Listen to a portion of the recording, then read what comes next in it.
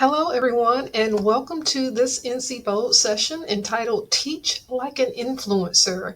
In this session, we're going to be exploring influencer pedagogy to engage, empower, and excel. My name is Gladys Johnson, and if you would like access to this presentation, you can gain access by scanning the QR code you see on your screen or typing in bit.ly /bold influencer. Again, bit.ly /bold influencer, and that is case sensitive.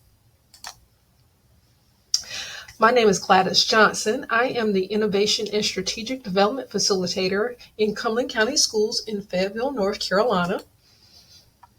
And a little bit of background about me. This is 21 years for me in education, and I've run the gamut of being a middle grade social studies teacher, a cross curriculum instructional coach, a consultant for our gifted learners in our district, and I am currently our lead professional development facilitator for Cumberland County Schools. I've been involved in several DPI, digital teaching and learning initiatives from Rethink Education, coaching collaboratives, our AI collaborative, and much more. So that's just a little bit about me and who I am. But let's get into what we're going to be looking for our outcomes today. So these are what I call our DMs, or our direct messages of the day. These are our learning targets and our takeaways. So the first thing we're going to be able to do by the end of this session is identify key strategies used by successful influencers and learn how to apply these techniques to enhance classroom engagement and instruction. Second thing, we're going to collaboratively develop actionable strategies for creating inclusive and equitable learning experiences that accommodate learner variability. And we'll talk a little bit about learner variability and what that actually means, and promote equity in educational outcomes. And then lastly, we're going to gain some resources to implement various engagement techniques that mirror social media engagement practices and aiming to increase student interest and participation in our activities. So again, these are our DMs. We're actually playing on some of those social media terms. So these are our direct messages of the day, or in other words, our learning targets and takeaways. So let's jump into it and see how many we can actually meet by the end of the session. So I want to get to know a little bit about what is your comfort level with social media. Would you gauge your social media engagement as low, meaning you don't really use it? Are you a scroller, where you're just kind of scrolling through and viewing things that are posted? Are you the liker, where you just like things and you might repost or retweet some things that you see on social media? Are you active, where you actively post your own material or your own postings, whether personal or professional, and then you engage in those conversations in the comments? Or are you a true influencer? And a true influencer is someone that actually creates content to be consumed to influence how people interact with each other or things that they do. So you don't have to do the Curie Live because this is a recorded session, but just gauge yourself, take a minute to think about it, and gauge where you think you are, that you don't really use social media. I'm just a scroller. I look through and see what everybody else is posting. I like a few things, I repost a few things, or I engage in social media where I post and comment, or I am a true influencer where I do create content. So take a minute to think about that.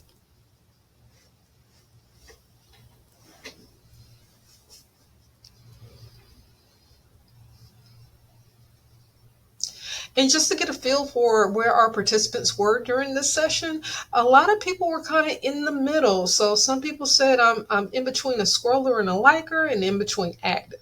We do have a few people that do not engage in social media at all. And there's very few people that are actually considered influencers, where they intentionally create content to influence the habits and behaviors of other people. But with that being said, I want to bring some clarity to what this session is really about. So I've got my two mock postings here, and we're going to look at the first one on the left. So the cognitive overload is what I call this post. And so as you can see down at the title on the bottom under the likes, it says joining social media platforms. I want to make it clear that this session is called Teach Like an Influencer, but it is not about joining social media platforms. I am not encouraging you to sign up for Instagram or Twitter or TikTok or any of those things, because it can create cognitive overload. Consuming social media on a consistent basis is a lot for us. And it has some of its detriments to us, as research has actually shown for our young people as well, that it can be too much. Sometimes we get addicted to how many likes did I get? Or you start comparing yourself to other people. Even when we come to professional post on social media, you see all these great things that people are doing in their classrooms, and you're like, oh, I really like that, and that's amazing. And then you start evaluating, like, well, what am I really doing in my classroom? I'm not doing any of those things. So it can make you feel some type of way. So this is not about that. This is not about joining social media platforms whatsoever. So I just want to make that clear. That's not what we're trying to do here. What we are trying to do is what we see on the right side, where it says transformed learning. So how do we engage, empower students and excel them with great pedagogy? So what we're looking to see is, when we look at these social media influencers, who are people that influence behaviors of what people do, we're looking at what are those techniques and strategies that they use. We know our kids are on social media. We know they're somewhat addicted to it, or they're fascinated with it. They're engaged with it. They're all in. So what is it that that influencer has that we can mimic and incorporate into our own teaching practices? And so it's always important to go back to your why. And I wanted to share with you why I felt influencer pedagogy matters. And we're going to talk a little bit about learner variability and equity. So if you kind of glance at these pictures, these are pictures from when I was a social studies teacher in the classroom, as well as when I was an instructional coach, working with some of my staff members. And so this is my why. If you look at it, everybody is engaged in all of these pictures. They're actively collaborating. They're into what they're learning. They're having these rich discussions. You see the one kid is standing up and he's so eager. Oh, I know the answer. I want to participate.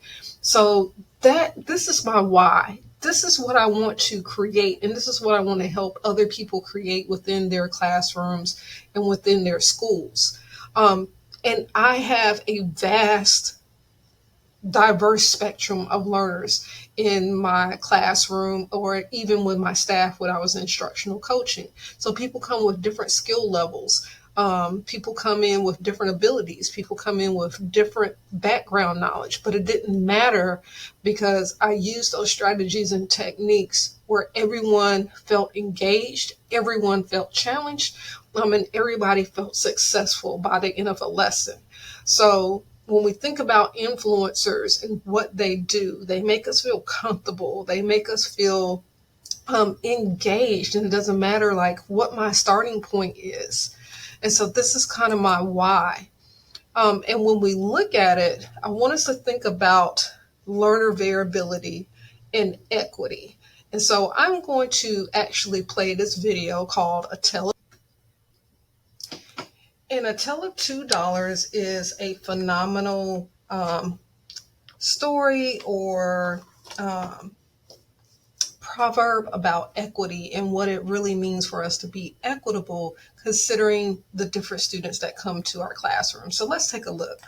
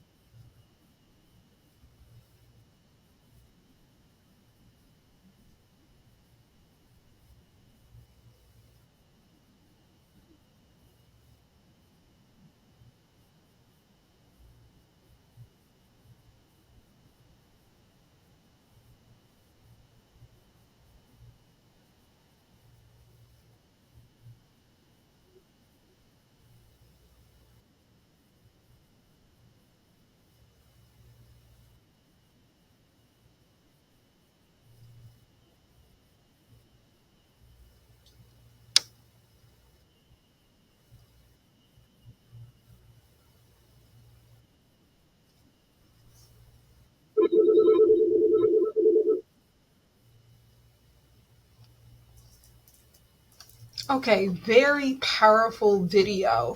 So just take a minute to think to yourself about why that really resonated with you, and what those different pieces mean to you.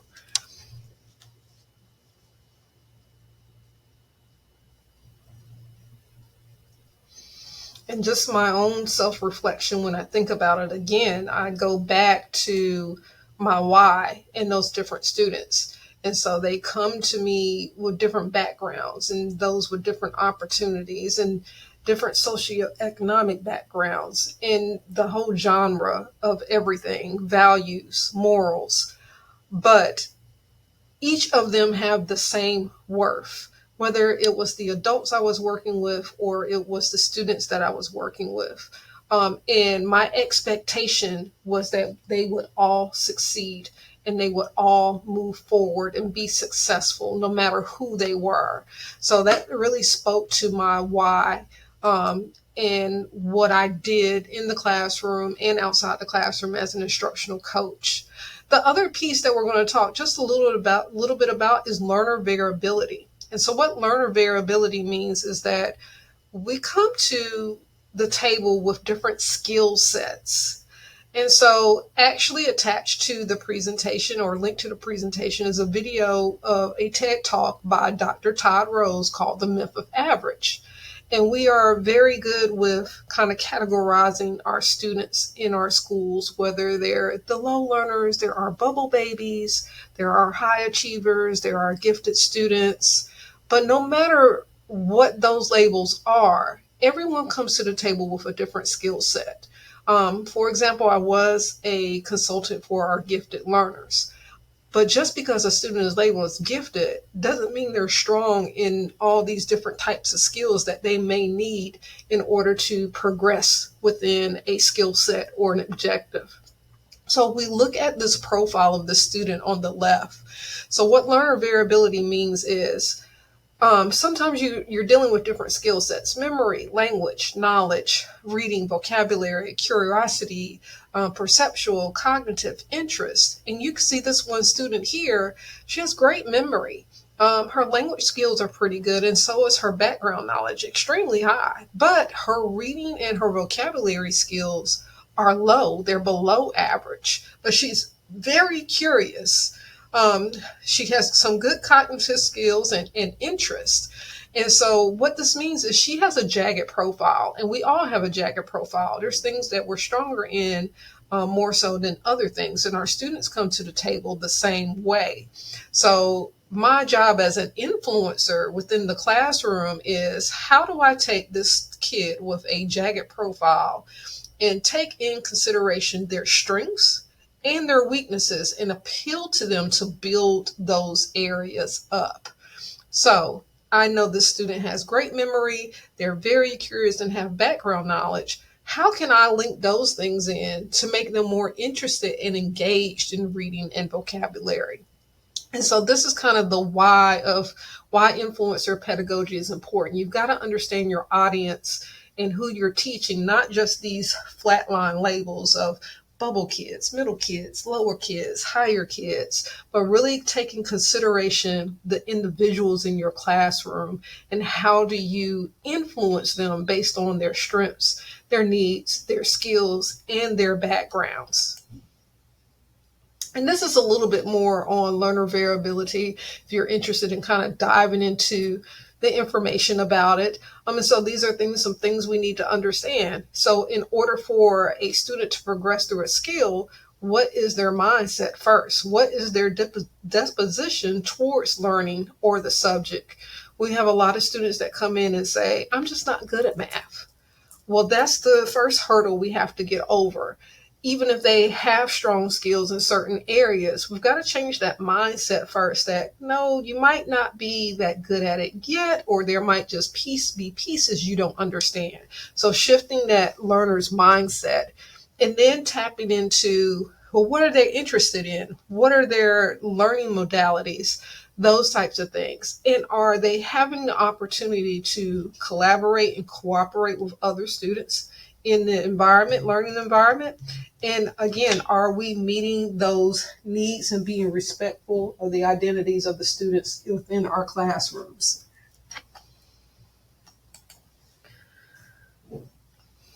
And so, kind of just diving in a little bit more, I want us to think about, what do we mean by equity? We can see that labeling students just flat level, low levels, mid level learners, or bubble students, or high learners, it's a little bit more complicated than that. Equity is a little bit more complicated than that as well. So when we think about single word characteristics of equity, often you'll hear people say it's fair. Giving kids what they need to be successful. And we often think of the image of the people looking over the fence, like you have the 3 different heights of students looking over the fence for the baseball game.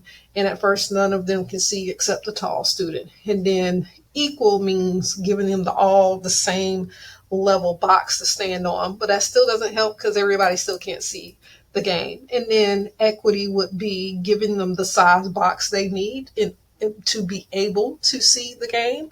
And then the question comes into play, well, what happens when we remove the fence? And then everyone can see the game. And so equity is a little bit more complex than these single words or labels that we give to it. And so this comes out of the work from Rachel Gutierrez, who says there are dimensions of equity. And it's important to meet those different dimensions in order for anyone to be successful. And those include access, achievement, identity, and power. And if you look at this diagram, the 2 light blue ones, access and achievement, are called the dominant axis. And that means these are the ones that we talk about the most. We talk about access the most. Does every student have access to the internet? Does every student have a device? Does every student have access to tutoring and support? Whatever access may look like. Do our L students have an opportunity to collaborate and have access to manipulatives and different things that help them engage while they're learning and mastering the English language? And then, of course, we talk about achievement and how successful students are, and that's often gauged in our testing that we give. But the 2 dark blue ones, again, the light blue ones are called the dominant axis because those are the ones we talk about the most. But power and identity, the dark blue ones, are on what we call the critical axes. So they're critical because these are the needs that have to be met first in order for the other 2 to come into play. So for example, do I value who my students are and the different backgrounds they come from? And is that reciprocated back and forth? And in power, do my students have a voice in my classroom environment? Have I made this a community? Have I made it okay for them to ask questions? Have I made it okay for them to give me suggestions and feedback? So it's critical because those 2 things have to be met first. It's almost like when they say you have to Maslow before you bloom. You have to meet those areas of needs, the hierarchy for needs first, before you can go into these levels of thinking. So if you don't value your audience, like an influencer, taking it back to the session, an influencer values their audience and who they are, and the opportunities that they're going to give them. So you kind of feel like, yeah, this person understands me and who I am, and they're speaking to me. But in a classroom, if your students don't feel like you respect who they are and their backgrounds and who their full identity is, and actually giving them a voice where we are a community, it doesn't matter how much access you give them. It doesn't matter how many tools, how many resources that you have. They're going to be shut off. So in order to be equitable, we have to understand who they are, value who they are, empower them, and then start providing them with those needs and material things, the access, the manipulatives, the resources. And that is going to impact their achievement. And we should see those gaps start to change. And so that's a little bit more complex than we just think of equity as just being fair or I'm culturally aware. It's much deeper than that. So moving on into an influencer again. So we talked about those things that are going to be crucial components for us engaging our audience, which is our students, or if you're working with adults, your adult learners. So when we think about an influencer, let's think about what's the secret sauce that captures and holds your attention in the ever evolving world of influence. So I want you to think about your favorite influencer. It doesn't have to be someone on social media. It could just be someone that impacts how you act and behave. That's a true influencer. Social media has just come into play where now people can influence a larger group of people or a larger audience. So take a few seconds to think about who your favorite influencer is and what's their secret sauce. What is it that captures and holds your attention that you keep coming back? If you are on social media, why are you subscribing to this person, or why are you following them? What is it about what they're offering you and how they offer it to you that impacts how you behave? So take a few seconds to think about that.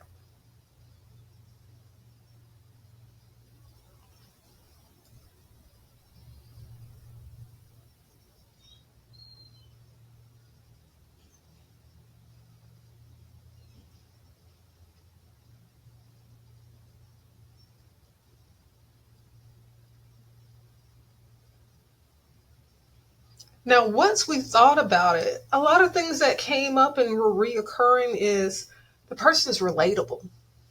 I don't feel judged or evaluated. They talk to me like I'm a regular person, or they make me laugh, or they make me feel good about myself. They make me feel like I can do this, like it's going to be easy for me to do.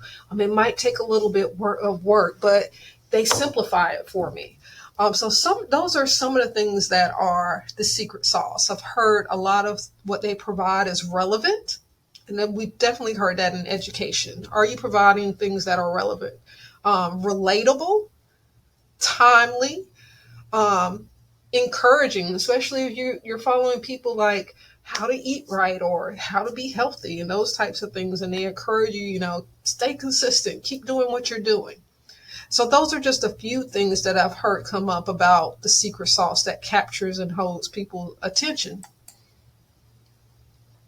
So let's jump into it, because some of those things that you're thinking about or that we've heard of are actually going to be those strategies that influencers use. So what we're going to do, we're going to look at influencer pedagogy. So we're bringing it into the classroom and what we do.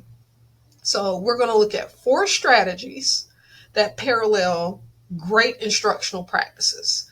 So the way we'll view it is I'll show you the influencer strategy, what they do on social media. We'll talk about how that parallels in teaching, and then we'll kind of try and look at specific examples of what it really looks like in the classroom. So strategy number 1, influencers build connections by sharing authentic and relatable content. Again, they build connections by sharing authentic and relatable content. So the parallel to that in our classrooms is we establish trust and rapport with our students. We are authentic, we share our personal anecdotes, and we make content relatable to their lives. And so then I put, build your true authentic teacher persona. The kid is like, who are you? So you have to be your true authentic self. You can't go into a classroom trying to beat the person down the hall. Maybe there's certain strategies and skills the person down the hall uses, but you have to be your true authentic self. So when I was in the classroom, my kids knew I was serious. We want to do our business when it comes to social studies and learning, but I could be fun and perky as well. But they knew my limitations of who I was. I couldn't come in the classroom today all bubbly like, hey guys, guess what we're going to learn today? That's not my true authentic personality and self. So I'm being my true self to students, and I authentic. So I share personal anecdotes with them. Well, you know what, guys, this was hard for me too when I first learned it. So just sharing those things with students to know that you're relatable and you understand some of the struggles that they may have. And then again, making content relatable to their lives. Is it relatable to why they need to know it and what's happening with them? So try and dig into those things, so it engages your student, because they feel like it's not relatable to this. Like, I don't know what does that have to do with me? What does that have to do with my life? So if you can kind of draw those parallels for them, that's your first step in engaging them. You're building those connections, you're making it authentic, and you're making the content relatable. So what does that look like? So when you click on the link, when you have the presentation, it's going to take you to a Padlet. And in the Padlet, we've had some people actually respond. It's taking a minute to load. But authenticity, relevance, and branding. So branding yourself. So these are some examples of some things some people have said, of what this looks like in the classroom for them. And so you can scroll through and see those. And once you're in the presentation yourself, please feel free to add, because this is your resource to go back to whenever you like. And so let's look at strategy number 2. Strategy number 2 is influencers use diverse content formats like polls, challenges, and Q&A sessions. So the teaching parallel is, can you incorporate interactive elements into your lessons? So this is where the digital tools comes in. Do you use polls? Do you use Mentimeter? Do you use CuraPod? Do you have a back channel way for students to engage in discussions and collaborate with each other? Do they collaborate on Google Docs? Do they do things in Canvas, if that's your LMS, where they can collaborate with each other? So what do you do to help boost their participation and their interest in the learning? Remember, this is their learning experience, not ours. So the purpose is to engage them and have them talking, to have them participating, to have them discussing those types of things. And so again, what does that look like? So when we click it on, we'll see, like, some people say, hey, I'm gonna have my kids do Jeopardy. Quizlet Live is phenomenal. And then we have those other platforms, Kahoot, GimKits. Students are on task and focus. So that's what it looks like. They might be talking, but they're talking on topic. They're building vocabulary lists, answering poll questions, participating in a Pear Deck or Nearpod are phenomenal tools, and those have been listed as well. This one says, I have my kids create memes and tie it to the standards. Again, you're making it relatable. You're bringing in those digital tools. You're making it different for them. Circle talks, reflections, team building games. Okay, so these are different ideas of what it looks like, and this comes directly from your peers that have engaged in this session as well. And then we're going to look at strategy 3. So they tailor content to their audience's interest and preference. So what can a teacher do? Adopt a student-centered approach. Allow for choice, allow for some autonomy and independence, and personalize those learning experiences based on your students' needs, their interest, and their skill levels.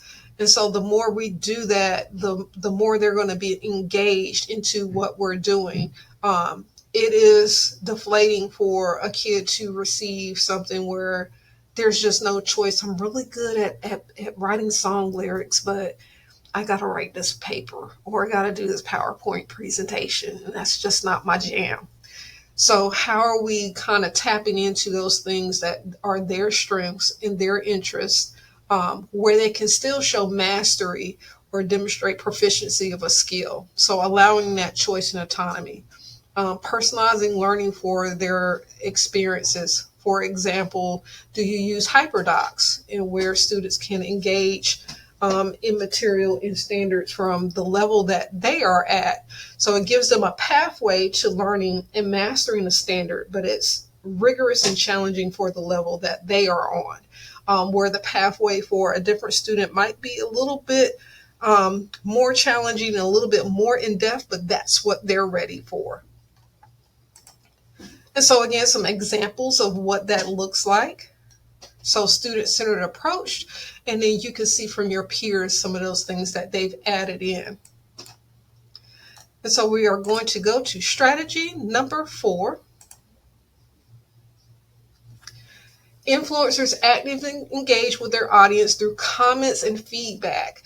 If you are a fan of John Hattie and visible learning and those things that impact and influence achievement levels for students, feedback is one of those top effect factors. So what does that mean for educators? So when we look at a social media influencer, when they go live and people are typing their questions or giving comments, they're actually like reading through as they're, talking and going live, and they're giving feedback or answering questions back to their audience. So now they have this engagement level, more engaged with them. It's like, oh, this person actually read what I said, and they're going to answer it for me.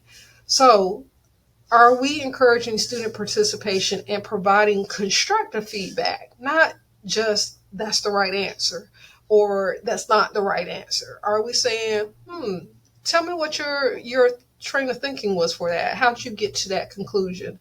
Or how did you get to that answer? And so we're kind of digging in more to how they're thinking. We're giving them feedback to grow on assignment, not just check marks, but how can they improve? Are we creating opportunities for interactive discussions? Are we fostering a responsive learning environment? And not just what they see on the test is the answer A, B, C, or D. Okay, that's right. You guys got this right. You guys didn't get it right. But this was the correct answer. So are we providing that effective feedback that's meaningful for our students? And then again, what does that look like? So we can see a few people have put on comments on Google Doc work. Conferencing with students individually. Student conferences are phenomenal. Survey students about what they want or need and individual feedback. Student critiques. Are your students giving each other peer feedback? That's an important one. Are we using rubrics so they understand how they can improve in the work that they are actually providing?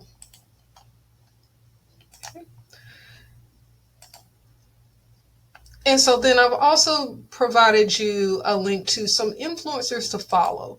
And again, your peers and colleagues, as well as myself, have put in some books. We've put in some social media EDU influencers, some podcasts for you to kind of relate to. I did want to show you a few things with Padlet. Padlet is a great tool to engage with your students, to allow them to collaborate. They can comment on each other's posts, and they can brainstorm, but Padlet also has breakout capabilities now. So if we look here, this is the entire Padlet. Strategy 1, 2, 3, 4, and EDU influencers to follow. But what I gave you were pieces of it at a time. And as we know, chunking, giving people little bits at a time, which is another influencer strategy because they give you snippets. You get these short snippets to keep you engaged and coming back for more. I gave you one strategy at a time, and that's what you saw in the Padlet. You didn't see the whole Padlet because it's going to be too much. Your mind is going to be all over the place. Your kids' minds are going to be all over the place. I just want you to concentrate on one thing at a time. And so when you go to Padlet and you've created one, and I'm going to go to share, when it gives you the links, of course, you would generally give your students the link to the Padlet and let them contribute. But you can also do breakout links. And so when you see breakout links, it'll give you the different categories that you have within your Padlet.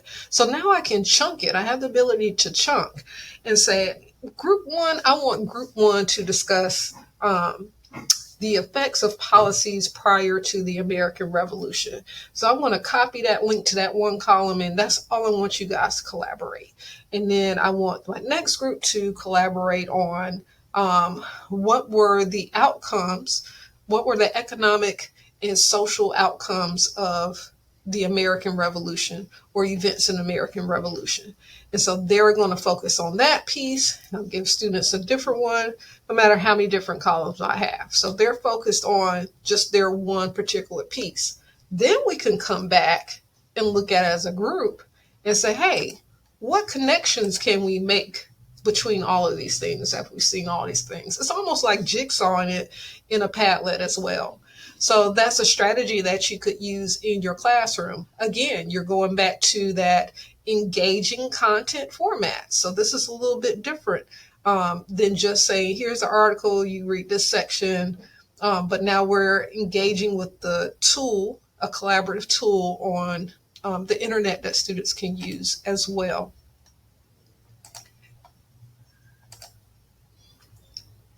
And so what does an EDU influencer look like? Well, they look like you. You are an EDU influencer. So I need you to embrace that mentality. Again, knowing that you have a large following. Your students are your following, and they look to you. They look to you for acceptance. They look to you for respect. They look to you as a knowledge source. They look to you as their guide to understanding and to success. So you are their influencer. It just, when we're strategic about the things that we do, we can make our classrooms go viral, just like these social media influencers go viral. So some things that I want you to kind of think about as you move forward. The different strategies that you saw are designed to make your teaching more dynamic. They're aligned with digital habits to help maximize your students' your attention and your impact on them. And so your takeaway today is know that it's in you to be just as engaging as you see these kids engaged on their phones and social media. It's just taking that secret sauce and embracing it and bringing it into our classrooms. And so again, this session was Teach Like an Influencer, exploring influencer pedagogy. I thank you for joining me today. And my name is Gladys Johnson, and this is my contact information. I would love for you to join me and be part of my PLN. This is my Twitter handle, and I look forward to seeing the great things that you accomplished in your classrooms.